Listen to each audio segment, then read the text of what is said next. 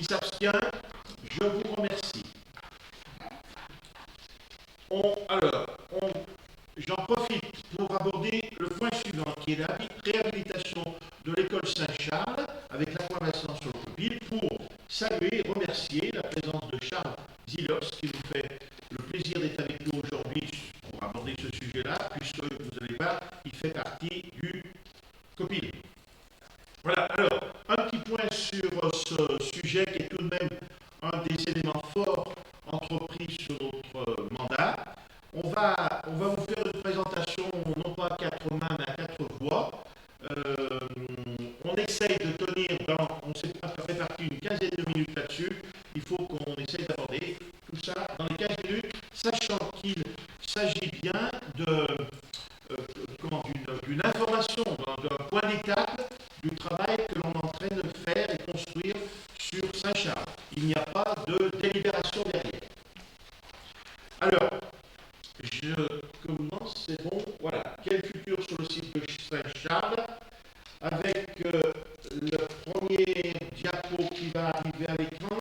Petite présentation sur ce que l'on a appelé le contexte et la philosophie du projet. Bon, on ne va pas faire l'état de tout ce qui est déjà passé, mais vous savez que début juillet, nous avons une semaine de résidence, 4 jours de résidence avec le CREFAD. Le CREFAD, c'est une association d'éducation populaire qui nous a aidés à réfléchir, à travailler, à faire des propositions. Et à l'issue de cette semaine, de dérouler à Saint-Charles en juillet, un comité de pilotage a été créé. Ce comité de pilotage est composé de 4 élus de la commune de Pélussin, pardon, voilà, je ne savais pas, mais c'est bon, de la commune de Pélussin. Merci, Marie. C'est bon, on a assisté, mais c'est extraordinaire. Ouais. Alors, les élus, en plus du maire, c'est Lisa Femme qui est là, Jean-François Chanal qui n'est pas là aujourd'hui, c'est Stéphane Tarin et Jean-Charles Valentin qui représentent la commune. En ce qui concerne la communauté de communes, c'est donc Charles Zilos qui représente la CCPR des Monts-du-Pied. Pardon. Et enfin, il y a 3 habitants qui sont des habitantes qui ont été tirés au sort. Il s'agit de Brigitte Olanier, de Éléonore Macle et Nathalie Folizou. Et il y a eu aussi une suppléante qui est pardon, c'est pas Nathalie Folizou, c'est Nathalie Poisson et c'est Nathalie Folizou qui est suppléante. Voilà. Donc, à l'issue de cette constitution de comité, on s'est réunis, alors je ne sais plus, je crois que c'est au moins 6 fois qu'on a fait donc réunion de ce copil. Un grand nombre de projets, vous vous souvenez, avaient été proposés par la population et à l'issue de ces projets sont ressortis quelques éléments forts qui vont vous être présentés et qui va déjà un petit peu nous induire dans ce que l'on pourrait ne pas faire et faire sur Saint-Charles. On a déjà retenu en fait 3 choses plus ou moins importantes, mais qui sont à peu près évidentes pour tout le monde. On a retenu 3 axes principaux sur le devenir de Saint-Charles, avec, dans un premier temps, c'est les espaces extérieurs, jardins, espaces extérieurs, en incluant la cour de l'école, d'accord? Donc il y a à peu près 7000 m² sur cet espace qui était ancien jardin et verger. Deuxième espace qui a été retenu, c'est la partie habitat, la partie habitat des frères. Et le troisième espace retenu, c'est bien sûr l'ancienne école avec l'ensemble des salles de classe qui se répartissent, comme vous le savez, sur 3 niveaux. Alors, on n'a pas pu accéder, bien dommage, mais bon, c'est comme ça pour des raisons clairement de sécurité, on n'a pas pu accéder à l'ensemble des bâtiments qui sont fermés. Et je vous rappelle aussi que, pour l'instant, ce site appartient à Epora. Nous avons prolongé la convention avec Epora d'1 an. C'est-à-dire, nous devons éventuellement prendre une décision en juin 2021 et on a prolongé d'1 an jusqu'en juin 2022. Il faudra donc 3 mois avant mars 2022 décider exactement de notre position.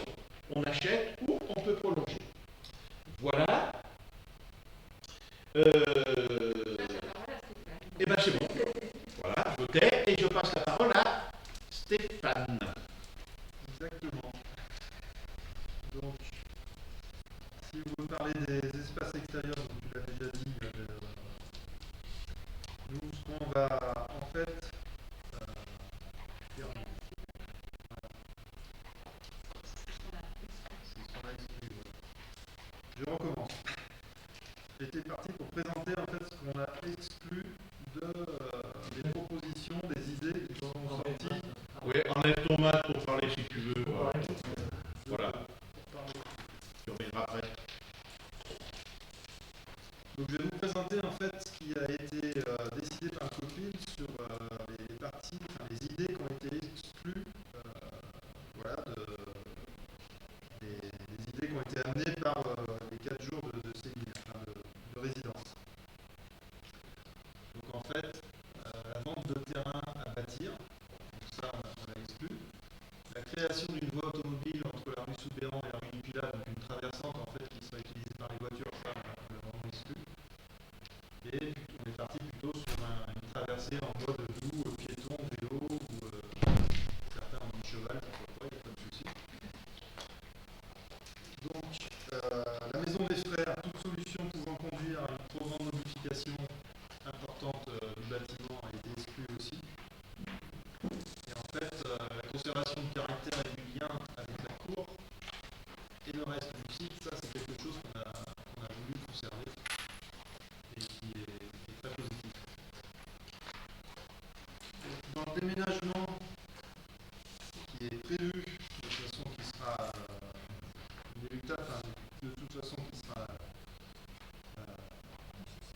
oui, on ne va pas faire autrement, le déménagement du centre de loisirs.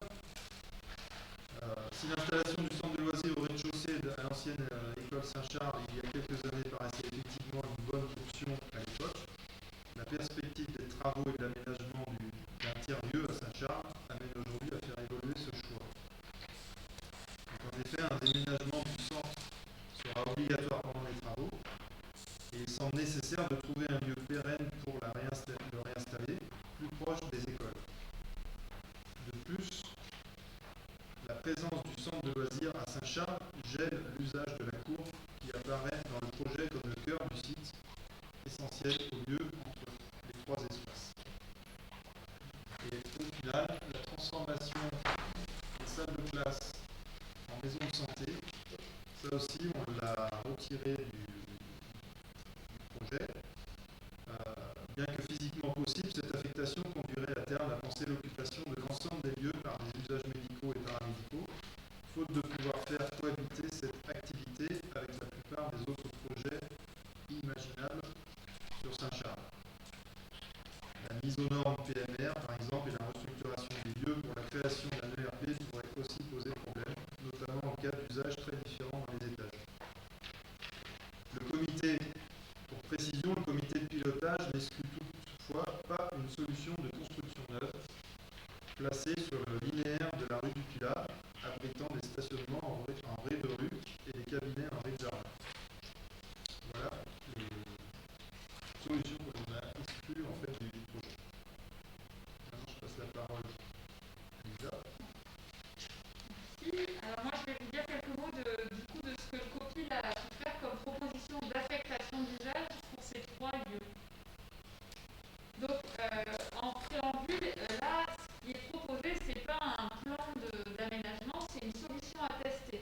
Donc, c'est une base pour les actions qui vont être encore à construire et à mener sur le site jusqu'en juin 2022 et bien entendu au-delà parce que, bien évidemment, c'est un projet qui va s'étaler sur plusieurs années. Donc, les piliers du projet tel que le COPIL l'a imaginé, c'est le partage et les échanges, des lieux qui sont vivants au quotidien, qui sont vraiment occupés, utilisés, ça c'était quelque chose d'important, et le respect de l'existant, que ce soit le bâti, que ce soit les extérieurs, que ce soit aussi les activités qui sont déjà présentes dans la commune.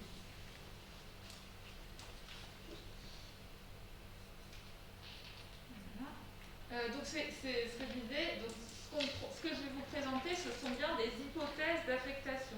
C'est des bases pour orienter les expérimentations à conduire et les appels à projets à monter pour solliciter des gens qui seraient intéressés. La ligne directrice, ça trace une ligne directrice dans laquelle la commune sera un acteur principal pour l'élaboration, la réalisation du projet et aussi pour l'animation. Pas le seul acteur, mais en tout cas, elle en restera un acteur. C'est le souhait du COPIL. Donc pour les espaces extérieurs, le COPIL a imaginé des lieux publics qui soient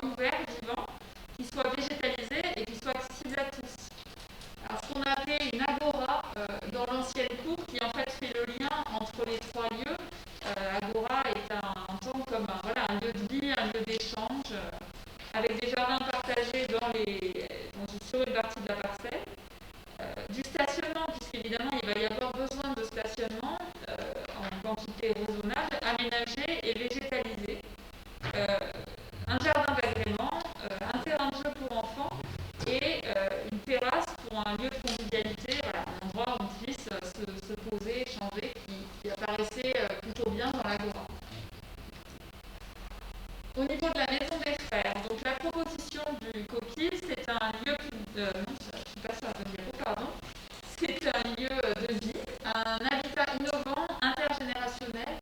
Donc on partirait sur de petits logements parce que c'est vraiment ce qui est identifié dans le SCOT et dans le PLH, le plan local de l'habitat, comme ce qui manque sur le territoire pour les seniors, pour les jeunes, pour les familles monoparentales, etc.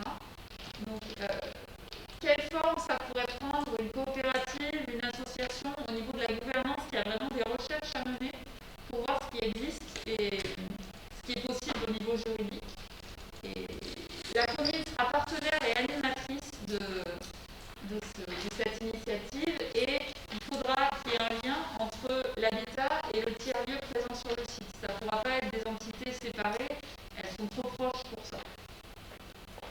Et pour finir, donc sur le troisième lieu qui est l'ancienne école Saint-Charles en tant que telle, donc l'objectif c'est d'investir les salles de classe en créant un tiers-lieu ou des tiers-lieux avec plusieurs types d'activités. Donc le rez-de-chaussée qui serait organisé autour de la cour accueillerait donc les espaces accueillants du public, qui pourraient être des ateliers partagés, une ressourcerie, recyclerie, un Fab Lab, un café coopératif, une salle réservée aux ados. Donc vraiment quelque chose de tourné autour de la transmission des savoirs, notamment manuels, et des échanges. Dans l'ancien Préau, le COPIL a imaginé une salle de spectacle. C'est quelque chose qui était pas mal ressorti pendant les ateliers. Et dans les étages, donc au premier étage, on a imaginé un étage dédié aux associations avec des locaux de stockage, des petits locaux de stockage, parce que le but, encore une fois, c'est vraiment d'avoir un lieu qui vive, donc de limiter au maximum les espaces qui sont fermés et non utilisés ou peu utilisés, et d'avoir une grande salle partagée modulable qui sera à disposition des associations. Et au deuxième étage, le COPIL a proposé donc un ou plusieurs espaces de coworking pour les entreprises locales et les acteurs du service tertiaire.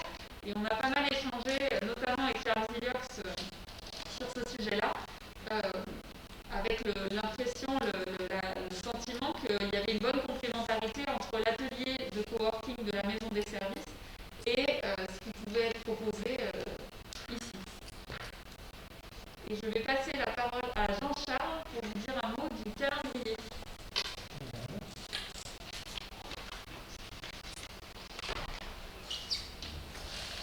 Bon, voilà, la première chose à faire, donc, c'est de définir avec Epura les modalités pour la mise en sécurité du site et puis les œuvres à faire pour la conservation de ce site, pour qu'il se dégrade.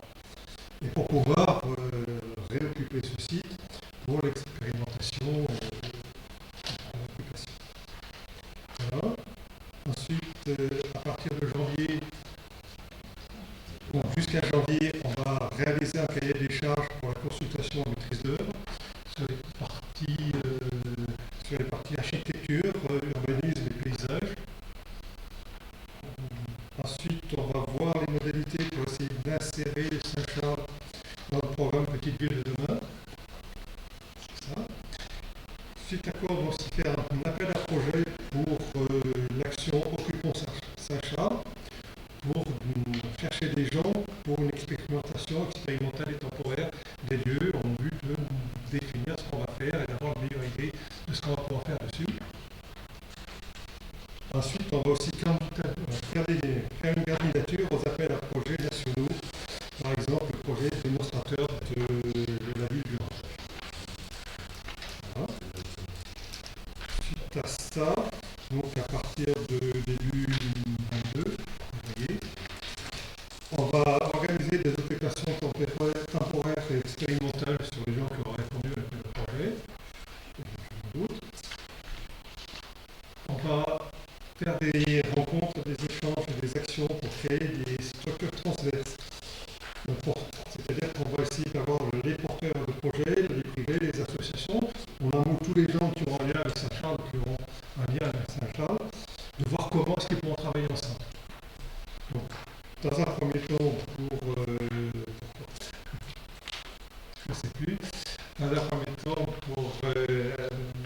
création des structures, animer et piloter l'animation du temps. Et ensuite, on va élaborer une phase préopérationnelle, donc avec au niveau de la maîtrise d'œuvre, avec la commune, le parc, la Comcom,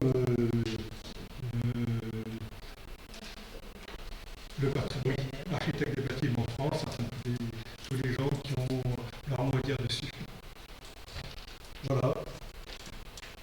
Ok, calendrier. Avant peut-être que vous donnez la parole, je vais peut-être laisser la parole à Charles si tu veux nous rajouter quelques mots de ce que tu as pu vivre avec nous.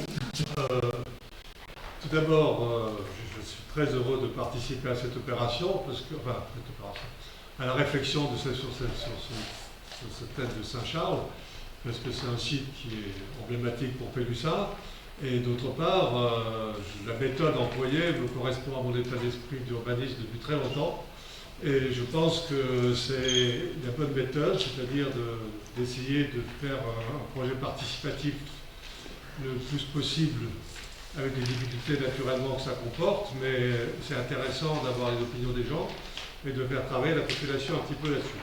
Donc aujourd'hui, ce que je peux dire, c'est que ce que j'ai vu dans le cadre de, je ne participe pas à toutes les réunions, mais quand même à quelques réunions, le projet qui se présente est un projet qui est bien réfléchi et qui a abouti à avoir déjà une unité de vue de l'ensemble des participants au COPIL, puisque il n'y a pas eu de... Je pense que la direction choisie est celle qui correspond à l'état d'esprit de l'ensemble des participants. Après, il va falloir transformer l'essai, naturellement, comme on dit en rugby. Pour l'instant, c'est juste une première balle, il faut transformer l'essai. Et je pense que le calendrier qui est proposé est un calendrier ambitieux. Et je crois que ce qui sera important, c'est d'arriver à avoir un porteur de projet derrière qui corresponde à l'état d'esprit de ce qui est souhaité et de ce qui est préconisé par le COPIL de toutes les discussions qu'on a eues. Et c'est un porteur de projet qui doit rassembler aussi les volontés participatives de l'ensemble des actionnaires, pas les actions, les actionnaires, pas les actionnaires, c'est pas des gens qui font des actions sur la commune de Pélussin. Voilà, donc je crois que c'est... Et peut-être aboutir à un projet coopératif où notamment, si on peut parler d'actionnaires, puisque j'en parle, tout le monde n'aura qu'une seule voix. Donc même s'il veut plus ou moins d'argent, ça n'aura qu'une seule voix. Je pense que c'est un projet, je vais dans cette direction, je ne devrais peut-être pas, mais moi il me semble que c'est comme ça que vous pourrez aboutir à quelque chose qui est souhaité et qui va dans la direction souhaitée. Je crois que les projets proposés correspondent vraiment à ce que je ressens, moi, des besoins de la commune de Pélussin. Et bon, après, moi, je ne suis pas là pour parler, je rendrai compte à la communauté de communes de ce que j'ai vu. Je ne peux pas préconiser de ce que la communauté de communes décidera pour participer à ce projet-là. Si dans Saint-Jacques, c'est ce que j'ai dit au COPIL, si dans Saint-Charles, il y a des projets d'intérêt communautaire qui correspondent à l'intérêt de l'ensemble des 14 communes, je pense que la communauté de communes sera présente à vos côtés pour participer au projet, notamment dans l'intérêt des 14 communes. Voilà. Merci. Vous avez quelques minutes si vous voulez poser des questions, vous exprimer, faire des réflexions. Voilà, sur ce qui vient d'être présenté, sachant que je vous dis qu'on est en plein, on bosse là en ce moment, on travaille, hein, on avance, on progresse, il y a un calendrier, et ben voilà. C'est un peu l'étape qu'on nous a fait.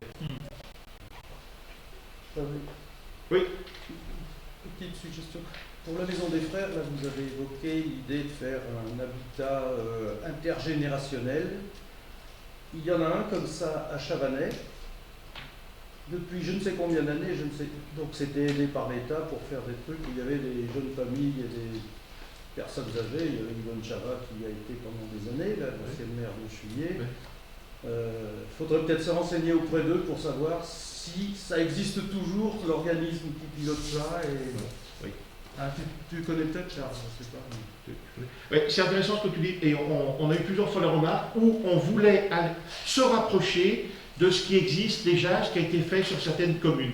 Et ça fait partie du projet du COPIL, d'aller rencontrer des expériences de voisins ou de même un peu plus loin. Au bout du bâtiment où il y a le crédit agricole. C'est une vingtaine d'années. Oh, c'est facile. Ok. C'est ancien ce truc, mais bon. Oui. Je sais pas s'il y a toujours des aides pour ça. Ok. Autre? Ça va? Allez, on vous tiendra de toute façon, évidemment, au fur et à mesure informés. Et n'hésitez pas aussi, si vous avez des idées ou si vous avez des gens qui veulent apporter des choses au projet, ils sont toujours les bienvenus. J'avais Oui, juste une question sur la pérennité du copil.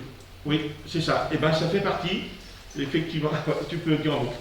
Oui, le copil va continuer. Est-ce qu'il va évoluer sous sa forme? Pour l'instant, c'est pas encore décidé. Par contre, oui, le copil va continuer à travailler. Et là, pour l'instant, on a le travail de Thomas sur les aspects techniques d'un côté. Et le copil va pour l'instant se concentrer notamment sur ce que disait Michel, la recherche et la visite de tiers-lieux. Voilà, pour s'inspirer des expériences qui... Mais c'est sûr qu'il ne peut que continuer. Par contre, il peut peut-être être modifié avec des gens extérieurs et s'élargir. C'est ça. Ok, merci. Merci beaucoup. Très bien. Mais tu pouvais rester. Non, c'est bon, moi. Bon, d'accord. Allez, merci beaucoup. Point numéro 3, rapport sur le prix et la qualité des services assainissement collectif qui nous est présenté par Marie, je crois. Donc voilà, vous avez le document qu'on doit produire chaque année pour rendre compte aux usagers du prix et de la qualité du service rendu par rapport à l'assainissement collectif pour l'année 2020. Donc c'est un document qui sera public, on va délibérer ce soir avant de le rendre public, avec donc une petite note de synthèse qui vous présente le service d'assainissement collectif, qui est composé de 3 secteurs d'assainissement, les différents acteurs, les chiffres associés au service. Donc vous avez notamment page 5, là, le nombre d'abonnés en assainissement collectif, le nombre de branchements, etc. Voilà, ça vous donne le volume associé au service. Vous avez les données d'autosurveillance de la station d'Abou-Nacherie, qui traite de 292 421 mètres cubes d'eau usée par an. À noter qu'on a un avis de conformité qui est conforme, un système d'assainissement qui fonctionne, qui est conforme réglementairement, avec par contre, comme vous voyez dans les conclusions de la page 6, notamment des déversements annuels en entrée de station d'épuration et au niveau du déverseur d'orage aussi qui est surveillé sur le réseau, là de l'autre côté de la station, qui a des déversements importants encore chaque année liés à des entrées d'eau pluviale dans le réseau très importantes. Donc là on dépasse on a 76 déversements par an au niveau du déverseur d'orage et la norme c'est 20 déversements annuels qui sont autorisés. On dépasse quand même. Ce chiffre, c'est en journée. Quand on dit 20 départements, 20 déversements. 20 départements, c'est 20 jours. 20 jours, ouais. Oui, 20 jours. Ouais. Donc, on n'est pas bon sur ce critère-là, mais dans la mesure où on montre qu'on continue à faire des travaux sur les réseaux, à moderniser la station, etc., la police de l'eau nous considère, nous donne un avis conforme, et on juge qu'on va quand même dans le bon sens, on est en chemin et qu'on essaie de résoudre ces problèmes petit à petit. Donc vous avez aussi page 6 les travaux, le récapitulatif des travaux passés et à venir. Donc en 2020, on était déposé le dossier pour réaliser la mise en séparatif et le renouvellement du réseau là, sur rue du professeur Romain et rue de la Valencie. Donc j'ai des travaux qui sont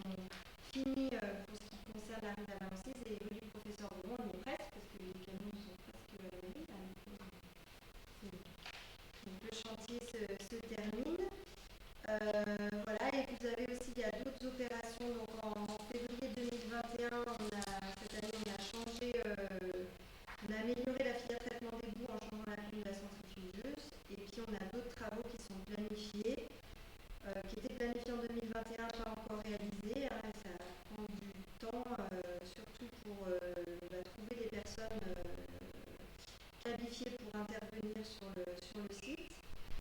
Et voilà, et donc du coup on continue notamment à travailler sur ce volet de modernisation, à la fois de modernisation du traitement donc, de la station d'épuration et puis le renouvellement et la mise en séparatif sur le réseau. Je ne sais pas si vous avez des questions. Après, il y a toute une partie sur les éléments tarifaires que vous trouvez qu'on avait voté aussi. Voilà, et puis des indicateurs descriptifs de performance. C'est un exercice très réglementaire de PQS. Donc, voilà. Je sais pas Oui, si merci Marie. Est-ce qu'il y a des questions, peut-être? Oui, Cécile. J'ai lu plus haut que on traitait 2,2 fois plus de boue que ce qui est plus haut pas, que ce qui était facturé aux utilisateurs. C'est quelque chose qui est normal. C'est juste en dessous. Voilà. Donner d'autosurveillance. sur les volumes annuels traités par la station d'épuration, soit 2,2 fois plus que le volume facturé aux abonnés. Est-ce que ce volume devrait être Et bien le volume en fait, identique ou pas? non, enfin, moi ce que je sais, et peut-être que je me trompe sur la vérité, moi ce que je comprends c'est que le volume normalement qui est facturé, il est estimé par rapport à la facture d'eau totale. Voilà. Et ça ne correspond pas forcément à ce qui arrive en station, parce qu'effectivement il y a beaucoup d'eau pluviale qui arrive, il y a beaucoup de... voilà, du coup c'est différent effectivement entre la consommation en eau potable et ce qui arrive à la station. Donc après, effectivement, tous les travaux qu'on a sur les réseaux, normalement, ils doivent pouvoir limiter ce volume qui va arriver à la station. C'est un des soucis, l'arrivée des eaux pluviales qui parfois sont beaucoup trop importantes. C'est un gros souci et cette année, cet été, on a eu un... Donc en fait, il faut savoir que donc, la station d'épuration n'a pas d'alarme et on a eu un bouchon sur le déversoir un week-end. Et donc du coup, ça a fait que pendant 4 jours, donc c'était au mois d'août, au mois de juillet, il y a eu un gros orage. Et du coup, ça s'est bouché et ça a déversé pendant 4 jours un gros volume d'eau là. Donc là, pour 2021, ça va être, on sera limite quoi, sur le critère de conformité à trouver ça. Voilà. Autre remarque? Oui. Oui, oui. C'est plus une information qu'une remarque sur le rapport. Pour dire que cette semaine, on a commencé enfin à travailler sur la coordination des travaux d'assainissement, de voirie et d'enfouissement de réseau pour se donner une perspective 2022-2023 en tenant compte des priorités de chaque domaine, les exigences budgétaires. Donc on y va, c'est un peu compliqué, mais ça commence à prendre forme.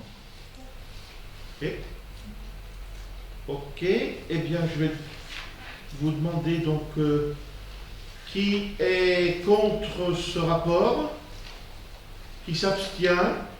Je vous remercie. Alors, j'en profite, je fais un tout petit break pour remercier d'abord Philippe une nouvelle fois et surtout, je ne vais pas saluer les gens qui sont peut-être à nous regarder. Donc, bonjour à tous et merci de suivre nos travaux. Quatrième point qui est la convention de mise à disposition de terrain au bénéfice de la cabane perchée.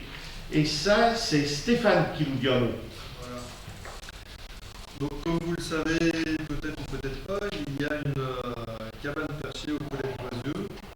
Et c'est une convention donc, qui dure depuis 2017, qui a été mise en place entre deux propriétaires donc, de cette cabane, Mesdames Baudouin et Maurice Desmouilleux, pour un montant de 100 € par an pour louer le terrain et avoir la mise à disposition en fait, de ce terrain. Cette convention donc arrivant à échéance, il est proposé au conseil municipal de la renouveler pour une période de 3 ans à compter du 1er janvier 2022, avec possibilité de reconduction tacite une fois, soit potentiellement jusqu'à fin 2028. Donc nous on a étudié ça en commission forêt. Donc vu l'avis de la commission économie et production locale, qui est la commission principale, en date du 10 septembre 2021, le conseil municipal est invité à se prononcer quant au projet de renouvellement de la convention conformément au document qui sera transmis la semaine prochaine à l'ensemble des conseils municipaux. Enfin, vous avez eu le document. Ouais. Voilà. Donc on vous demande... Et avec une redevance de 150 €. Et la redevance augmente, elle passe à 150 €. Exactement.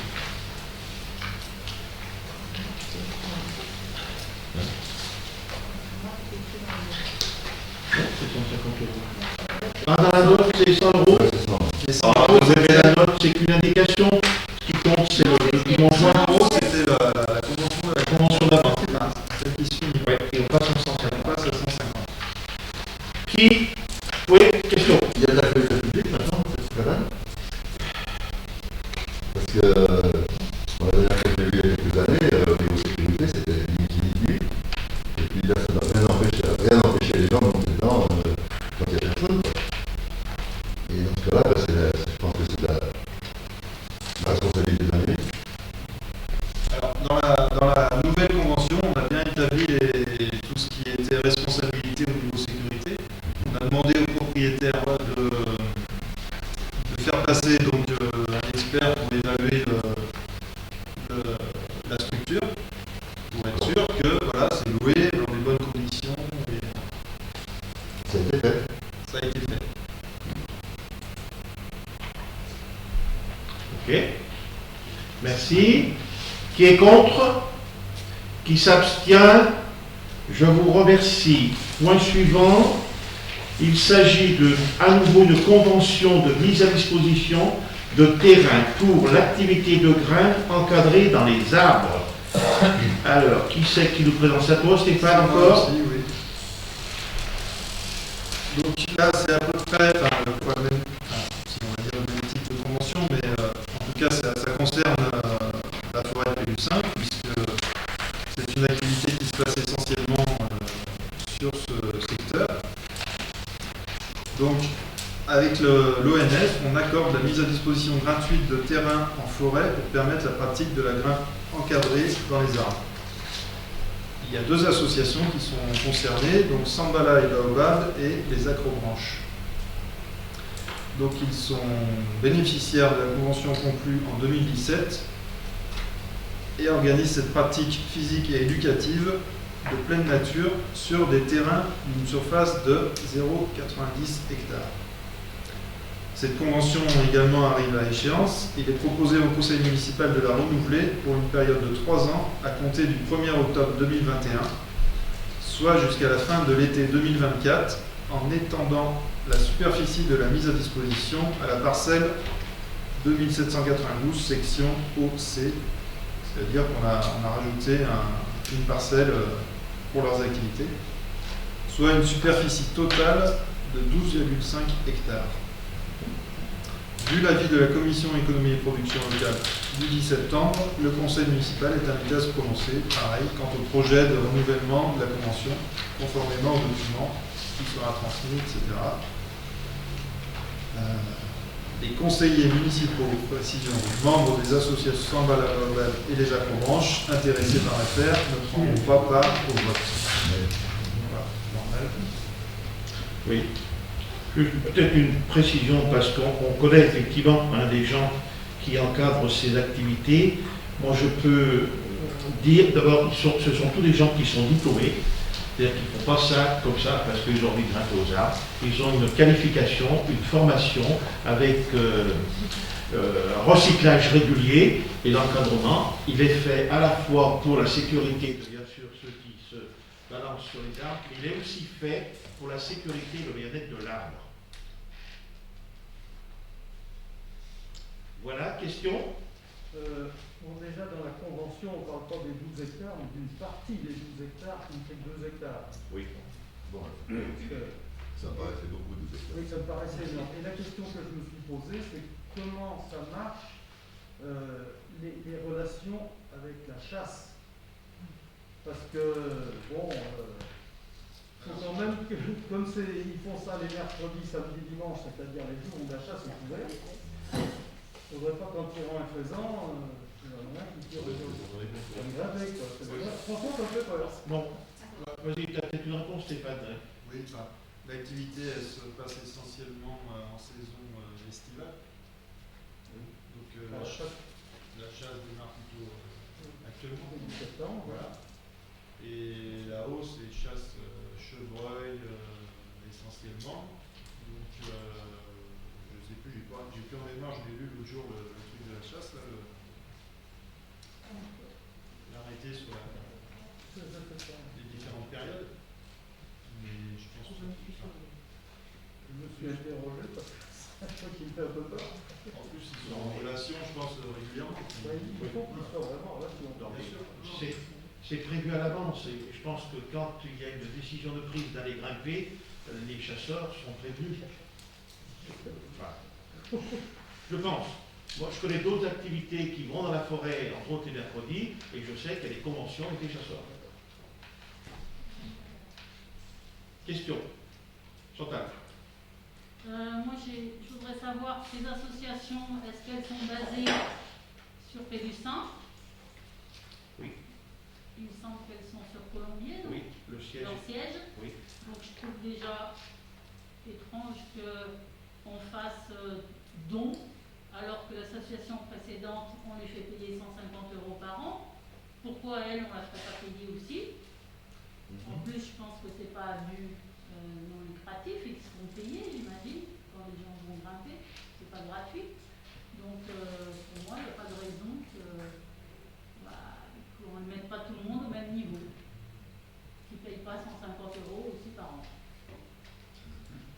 Vous en avez parlé avec quoi? Je peux répondre en partie. Donc la convention précédente, c'est pas avec une association, c'est avec des particuliers qui sont avec un but lucratif, c'est sûr. L'association Sandbala est essentiellement gérée sur Pélussin. Enfin, Colombier, c'est une adresse qu'ils avaient, je pense qu'ils vont... C'est quand même leur siège qui est là-haut. Ils ont des aides de la communauté du Mont du Pilat. Et là, on est en train, enfin voilà. Okay. Je ne vois pas pourquoi ils payeraient pas comme les autres. Bon, c'est une question. Est-ce qu'il y a des gens qui partagent ça, sachant que on est bien d'accord que c'est pas une nouvelle convention, hein, puisqu'on travaille en convention avec cette association depuis 2016-2017, hein, je crois. Oui, je comprends la question. Est-ce qu'il y a des gens qui veulent effectivement approfondir cette remarque? Moi, il me semble que, alors, pour connaître un peu, ce sont aussi des associations, je sais, qui interviennent auprès, entre autres, d'organismes comme des scolaires ou comme des associations, où là, je sais qu'ils le font gratuitement. Bon, voilà. Après, c'est vrai qu'ils le font parfois de manière rémunérée, oui.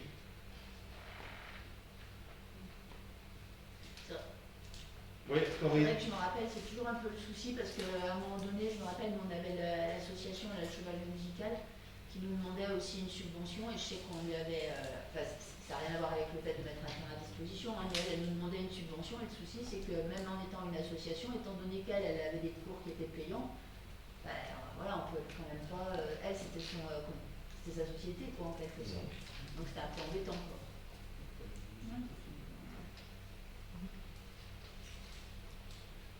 Avec l'ONF, vous en avez parlé de ça? Non. Bon. Question, Romain? J'ai une remarque, c'est-à-dire qu'on a des associations notamment qui font de l'éducation à l'environnement sur le territoire. Du coup, ils emmènent ils font des prestations payantes aussi. Ils vont sur les pistes forestières, les terrains communaux, en forêt. Enfin, il n'y a peut-être pas de convention signée, mais on ne leur demande pas de quoi que ce soit, de verser quoi que ce soit à la commune pour utiliser. C'est pas pareil. Là, c'est toutes des associations qui sont à but lucratif. Ben non, eux, c'est leur activité faut principale, quoi. Ça n'a rien à voir avec une association, c'est des bénévoles qui mènent le truc, quoi. Mais toutes les associations, hein, c'est bon. C'est pas pareil. Oui, François? Ça concerne bien la Provence de la Madeleine. Entre autres, oui. Entre autres. La Provence à Madeleine, pas du tout. Non, pas du tout, c'est bon, non. Pas du tout. En dessous de la Non, la Provence à Madeleine, c'est stop. C'est mort, ça. C'est mort. Pour l'instant, c'est mort. Il devrait faire comme ça plutôt que d'aller ailleurs. Je sais pas. Je pense que c'est des choses différentes. Peut-être Non, mais- un peu, mais enfin. Bon, d'abord, il faut savoir qu'ils vont aussi sur les terrains privés. Hein. Bon, j'ai une convention, par exemple, avec eux. Hein. Bon, voilà. Chez moi, ils ont 3-4 arbres où ils viennent régulièrement. Bon, moi, vraiment, ça ne me donnerait pas l'idée de faire payer l'intervention sur les arbres. Bon, ils font une activité qui est, je trouve, qui est à la fois pédagogique, éducative.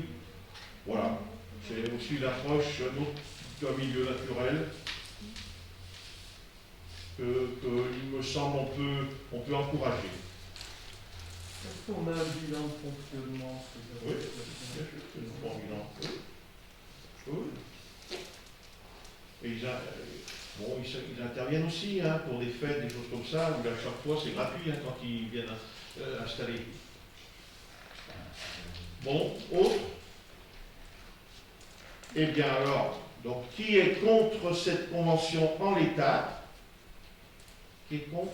Qui s'abstient? Pierrick? 1, 2, 3, 4, 5, 6 abstentions. Il prend pas par date, Il ne peut pas voter. Donc Ah, il peut pas voter. Non, c'est- Baisse la main. Baisse la main. Donc 5. Ça, On refait. Qui s'abstient? 1, 2, 3, 4, 5, 6. T'as 2 voix, hein? Ouais. Ok. On continue avec Stéphane. C'est le programme de coupe 2022 sur la forêt communale. Alors, donc le programme de coupe ou proposition d'état d'assiette pour la campagne 2022. Donc l'état d'assiette, moi je me suis un peu renseigné pour savoir ce que c'était exactement, parce que je commence aussi dans ce domaine-là. Donc c'est la liste des parcelles ou parties de parcelles prévues pour être martelées. Vous connaissez le martelage, c'est là où on marque les arbres pour pouvoir ensuite les couper. Donc là, nous avons donc le programme de coupe qui nous est proposé. Vous avez tous eu le tableau. Donc pour mémoire, j'ai vite fait la présentation. Chaque année, sur proposition de l'ONF transmise pour 2022, la commune émet un avis sur les coupes prévues au titre du programme de l'aménagement, autrement appelé les coupes réglées, ainsi que coupes non réglées, c'est-à-dire que l'ONF considère qu'elles devront être effectuées à raison des motifs techniques particuliers. Alors là, je vais rentrer dans un peu les précisions. Du coup, là, ça concerne 3 parcelles, la parcelle 3, la parcelle 4A et la parcelle 5B. Donc, c'est des parcelles qui ont été scolitées. Vous savez, on en a parlé déjà il y a un petit moment. Donc, c'est des coupes sanitaires qui sont effectuées sur ces parcelles-là et qui vont représenter un volume à peu près de 523 mètres cubes pour l'année 2022 sur un total prévu de 2500 et quelques mètres cubes. Donc, pour rappel, en application de l'article, je continue la présentation, en application de l'article L214.5 du Code forestier, si la commune décide de reporter ou supprimer une ou des coupes réglées proposées par l'ONF dans la liste jointe, la délibération doit impérativement en exposer les motifs et être transmise par la commune au préfet de région. Donc, selon l'avis de la commission économie et production locale, en date du 17 ans 2021, il est proposé au conseil municipal de se prononcer concernant les coupes à asseoir en 2022 en forêt communale relevant du régime forestier. Voilà, c'est ce qu'on nous demande ce soir.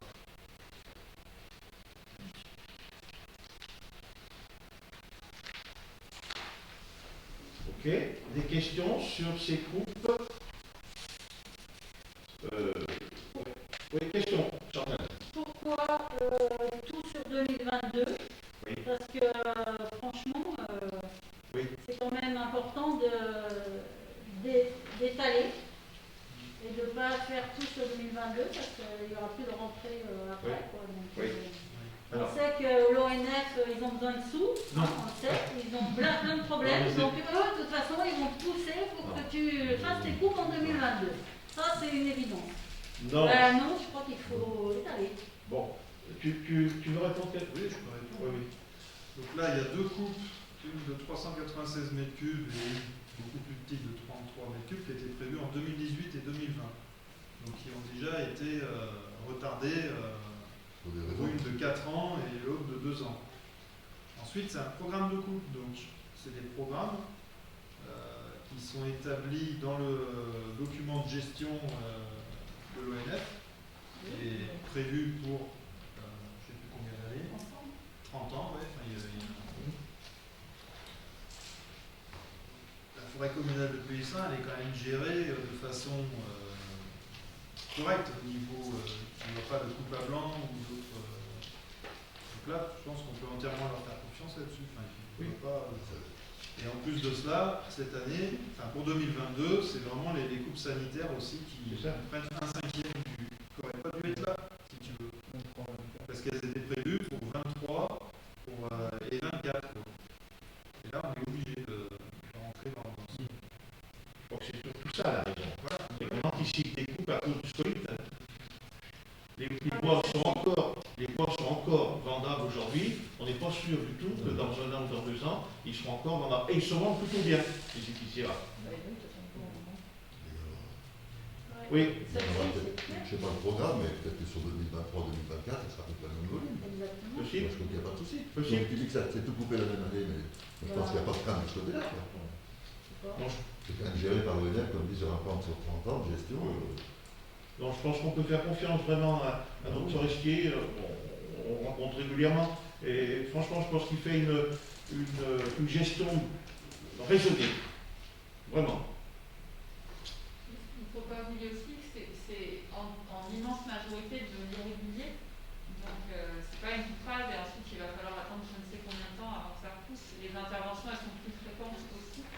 Et on a quand même 500 hectares de forêt publique, même si toute la forêt est pas soumise à des coupes, à une fréquence, etc.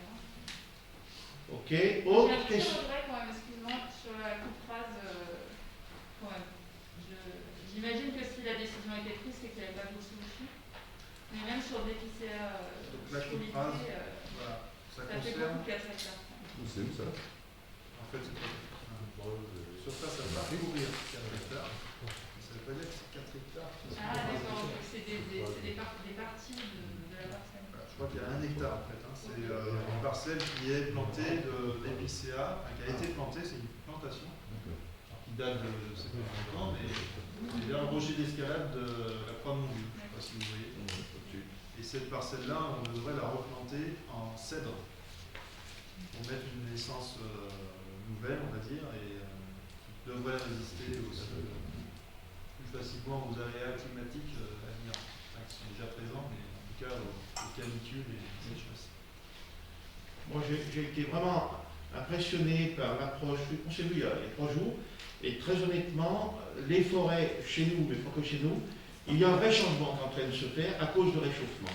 Et il faudra imaginer que les arbres qui étaient bien chez nous il y a 40 ou 50 ans ne seront plus du tout adaptés pour les 40 ou 50 années à venir.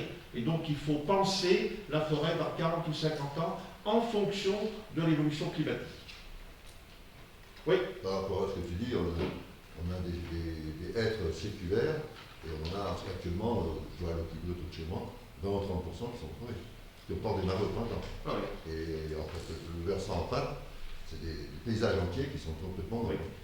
C'est vrai, on a des gros soucis. C'est un vrai souci.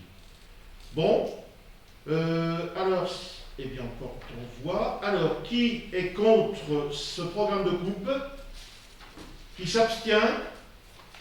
Je vous remercie. Point suivant, convention d'attribution de la subvention à l'école de musique. C'est Leïla qui nous dit quelques mots. Alors, quelques mots, 2 mots. Donc, la subvention de 20 000 € à l'école de musique a été inscrite au budget 2020. Aujourd'hui, nous pouvons donc signer une convention pour qu'elle puisse être versée à l'association. Et c'est cette convention que je vous demande d'approuver, puisque celle signée avec l'école de musique est obsolète. Donc, c'est une convention que nous remettons. C'est de régularisation, on va dire. Question? Qui est contre? Qui s'abstient? Je vous remercie. Attribution d'une subvention à la compagnie de ci, de là. C'est Leïla encore. Alors, la compagnie de ci, milieu-là est un collectif d'artistes du Pilat, donc qui intervient sur les territoires. Parmi ces artistes, il y a des artistes de Saint-Julien, de Roisey, de Chabanais, etc. Et ce collectif d'artistes a travaillé sur un projet culturel à destination des résidents et des résidentes de l'hôpital local et des EHPAD de la commune. Ce projet s'appelle Bruit de couloir. Il s'agit d'un projet pour rompre l'isolement des personnes âgées de 3e et 4e âge, un projet qui s'adresse directement à eux, une sorte de rencontre directe, personnalisée entre les résidents et les artistes. Donc cette compagnie a obtenu une subvention de 4 000 € du FDVA, donc le Fonds pour le développement de la vie associative, et de 1 000 € du CIAL, donc du soutien des initiatives associatives locales. Donc elle a adapté ce budget pour circonscrire son projet à une forme de test en direction de l'EHPAD des Grillons. Alors elle a d'abord sollicité l'hôpital local, qui n'a pas voulu s'impliquer aujourd'hui dans le projet, qui préfère attendre l'année prochaine. Donc l'idée c'est de réaliser un test pour envisager une suite qui serait une intervention directe des artistes chez l'habitant, chez les personnes âgées, en l'occurrence des personnes âgées isolées. Donc voilà, la commission ESTJ a trouvé l'opération intéressante et pertinente, donc, et souhaite soutenir cette action en lui attribuant une subvention de 800 € qui viendra en complément de la participation des grillons, voilà, et des subventions accordées par le FDVA et le CIAL. Voilà, alors je peux vous dire que les interventions à l'EHPAD des Grillons auraient lieu entre octobre et décembre. Il y a au total 10 journées d'intervention avec à chaque fois un duo d'artistes. Les performances d'artistes auront lieu pour des petits groupes de 4 à 5 personnes, de manière que les spectacles pourront être répétés à plusieurs reprises chaque journée. Voilà, donc, On nous a rencontrés, c'est vraiment des interventions très ciblées auprès de nos anciens. c'est vraiment ciblé pour les anciens. Des questions? Alors, je veux aussi préciser quand même que cette subvention-là, elle est prévue sur la réserve. Donc, on a toujours une petite réserve dans chaque... Donc, elle est prise sur la réserve 65, je crois, c'est ça, du budget 2021. C'est d'action ponctuelle. C'est une subvention exceptionnelle. D'accord. Oui. Qui est contre? Qui s'abstient? Merci. Point suivant, il s'agit d'une subvention, là aussi exceptionnelle, sur la ferme animalière du Pilat. C'est Serge qui nous dit un mot. Voilà. Alors, l'association de la ferme animalière du Pilat se trouve actuellement en difficulté eu égard au fait qu'elle a eu une année Covid blanche qui est toute rentrée d'argent. Alors cette association de ferme animalière, elle est située à la sortie de Quai du Saint. Pour ceux qui ne la connaissent pas, ceux qui ne connaissent pas le site, voici une petite brochure avec les aménagements qui sont réalisés. Voilà. Alors, la commission s'est penchée sur ce cas-là et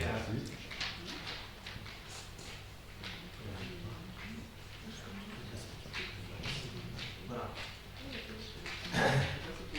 Donc c'est une association qui a à peu près une trentaine d'animaux actuellement, avec des activités. Elle a eu des activités diverses en relation avec les animaux, mais aussi avec l'accueil de famille et l'accueil d'handicapés qui est venu sur le site et qui, sous forme un peu de thérapie, mettait en contact les handicapés avec les animaux.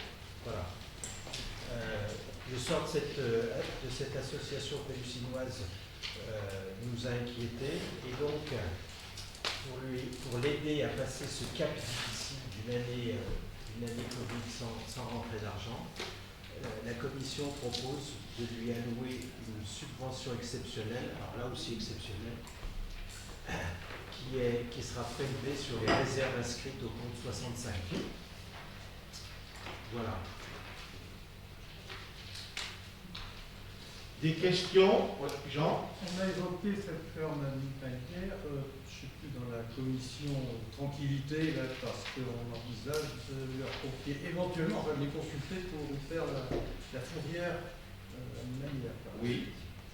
Donc, effectivement, si c'est